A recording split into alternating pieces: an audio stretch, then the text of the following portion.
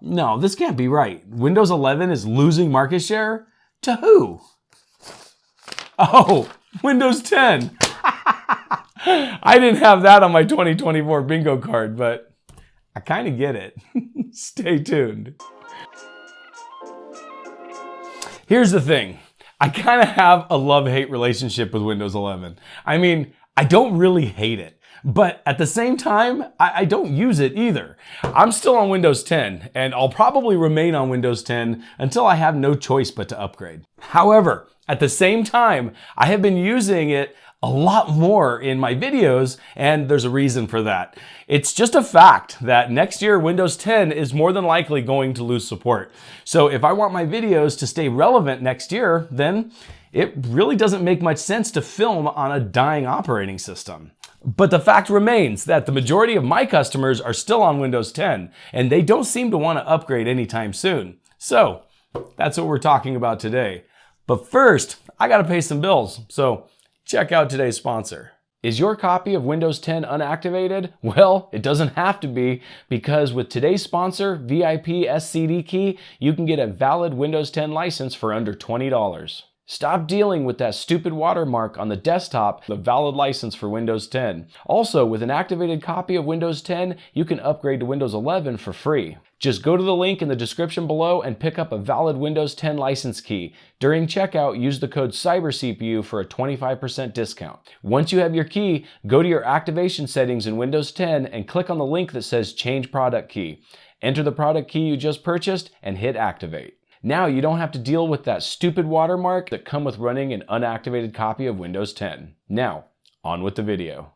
Windows 11 was released on October 5th of 2021 to pretty mixed reviews. To be perfectly honest with you, as someone in the tech industry, I was shocked. I mean, we were told that Windows 10 was going to be the last version of Windows. Remember?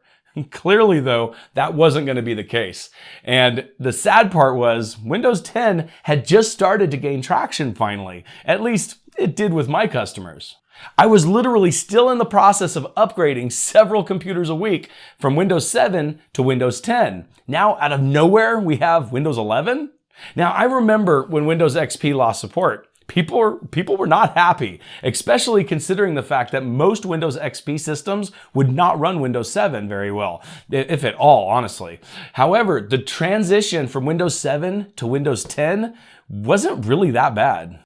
You notice, though, that I completely left out Windows 8. Because as a technician who works in the industry, I think I only installed Windows 8 one time, and that was on a VM shortly after it came out so I could see what it was like. I can honestly say I never installed Windows 8 on a customer system. However, my most popular job at the time was downgrading computers that came with Windows 8 back to Windows 7. So I do have to thank Microsoft for that because, you know, the Windows 8 disaster kind of made me a lot of money. But by the time Windows 7 lost support, I think people were ready for Windows 10. It was a pretty smooth transition. Then a year later, boom, we have Windows 11. You know, that's the thing though. For many people, when Windows 11 was released, Windows 10 was a brand new operating system for them. So to be perfectly honest with you though, it doesn't surprise me at all that Windows 10 is currently gaining market share on Windows 11. If, of course, we take this news to be correct. According to StatCounter, at their latest numbers for April 2024, since February of 2024, which was just a few months ago, Windows 11 market share on Windows PCs has dropped from 28% to 25%, while in the same time frame, Windows 10 market share on Windows PCs has gone up from 67% to 70%. But you know what? On a side note, Windows 7 still has 2.8% market share. People, seriously, you need to upgrade. It's really time. However, if these numbers are right, that means Windows 11 has lost the same market share as the current users still using Windows 7, at least almost. And Windows 10 has gained the same amount of market share. Now, I'm assuming StatCounter is correct. However, if we look at the Steam survey, it shows Windows 10 is making up 51% of users on Steam and Windows 11 making up 45%. If we use the same time frame, Windows 10 has stayed pretty consistent on Steam, while Windows 11 has actually gained about 1% since February. If I were to guess, that 1% is probably from people buying new computers that came with Windows 11, who just didn't immediately downgrade to Windows 10. But you know what though? This does highlight an interesting paradox within tech, and I also think that this explains the drop in market share for Windows 11. Here's the thing.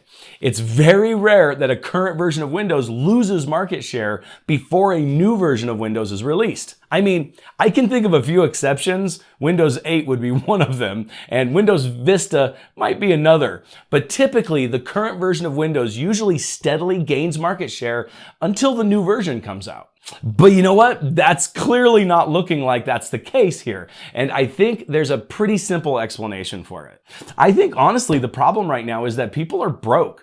Because people are broke, they're not buying new computers. I mean, when you're kind of worried about how you're going to put food on the table or gas in your car, you're not thinking about buying a new computer. I'm sorry, you're just not. Some systems that I'm starting to see become more and more popular are these so-called refurbished PCs. Essentially, they're mostly HPs, and they've been pulled out of grocery store POS systems or bank tellers. Sometimes they're not even cleaned off, but instead a vinyl wrap is just put on them. Thankfully, most of the time they swap the spinning disk for an SSD, but it's more likely that it's because the refurbisher didn't get the original hard drive, so they put an SSD in it instead. And see, here's the thing. They load these systems with Windows 10 and sell them for a couple $100 on eBay or Amazon.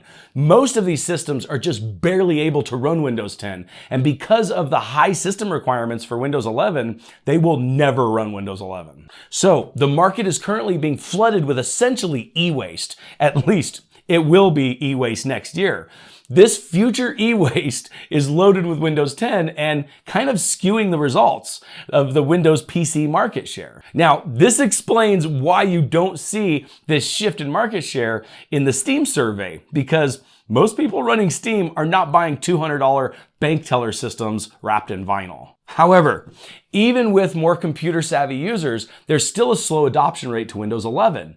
Most of that is due to the fact that Microsoft is being Microsoft. Like for instance, changing the UI in extremely drastic ways and not giving people any other options other than just learning to use the new version of Windows yet again. Then on top of that, rumors that Microsoft might start blocking apps that are capable of modifying the UI doesn't really help their case either. However, I've mentioned in the past that I think these rumors are exaggerated, but we'll have to wait and see what happens.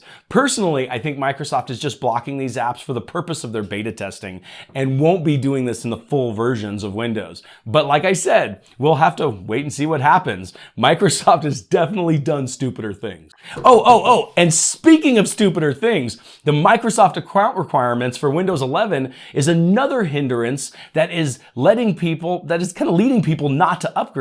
Even though, ironically, you don't actually need a Microsoft account in order to upgrade to Windows 11. You only need one for fresh installs. And even on fresh installs, it's pretty easy to bypass the requirement. But you know what? Here's the thing. Workarounds are not the point. Some people are just getting tired of having to work around things just to use their computer. Also, people are getting kind of sick of Microsoft ignoring people's complaints. Now, Microsoft is trying to speed up adoption to Windows 11, but they're doing it in all of the annoying Microsoft ways, like full screen advertisements when you try to log on to a Windows 10 computer. Because you know what? When you sit down to use your computer, everyone's looking forward to having to look at an advertisement about upgrading their computer. I mean, what the hell are they thinking? But you know what? We're soon going to see the latest update to Windows 11 when 24H2 comes out.